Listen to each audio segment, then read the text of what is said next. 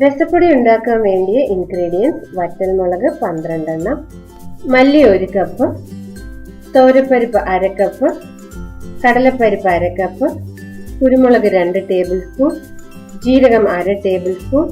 ഈ ഇൻഗ്രീഡിയൻസ് എല്ലാം നമുക്ക് മൂപ്പിച്ചെടുക്കണം. അതിനുവേണ്ടി ഒരു പാൻ എടുത്തതിന് ശേഷം എല്ലാ ഇൻഗ്രീഡിയൻസും ഇട്ട് കൊടുക്കുക. ഇനി ഇതെല്ലാം കൂടെ നന്നായി ഇളക്കി കൊടുത്ത് ലോ ഫ്ലെയിമിൽ വെച്ച് മൂപ്പിച്ചെടുക്കണം. കൈ എടുക്കാതെ ഇളക്കി കൊടുത്ത് മിക്സിയിൽ ഇട്ട് പൊടിക്കാൻ തക്കവണ്ണം നല്ല ക്രിസ്പി ആകുന്നത് വരെ നമുക്കിത് വറുത്തെടുക്കണം.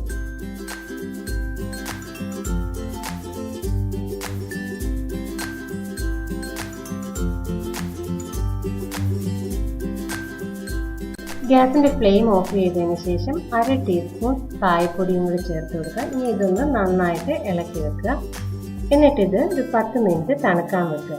ഇവിടെ ഞാൻ മഞ്ഞൾപ്പൊടി ചേർത്തിട്ടില്ല. സാധാരണ രസം ഉണ്ടാക്കുമ്പോഴാണ് ഞാൻ മഞ്ഞൾപ്പൊടി ചേർക്കാറ്. വേണമെങ്കിൽ എല്ലാം കൂടെ പൊടിച്ചെടുത്തതിന് ശേഷം 1 ടീസ്പൂൺ മഞ്ഞൾപ്പൊടിയും കൂടി ചേർത്ത് മിക്സ് ചെയ്തെടുത്താൽ മതി.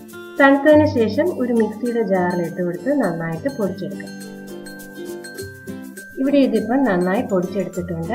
മിക്സിയിലിട്ട് പൊടിച്ചത് കൊണ്ട് ചെറിയ ചൂടുണ്ട്. അതുകൊണ്ട് നന്നായിട്ട് ആറിയതിനു ശേഷം ഒരു എയർടൈറ്റ് കണ്ടെയ്നറിലാക്കി സൂക്ഷിച്ചു വെക്കാം. നല്ല മണമുള്ള രസപ്പൊടിയാണ്. ഇതെല്ലാവരും വീട്ടിൽ ട്രൈ ചെയ്ത് നോക്കുക. വീഡിയോ ഇഷ്ടപ്പെട്ടുവെങ്കിൽ ലൈക്ക് ചെയ്യാനും കമന്റ് ചെയ്യാനും മറക്കണ്ട. നന്ദി, നമസ്കാരം.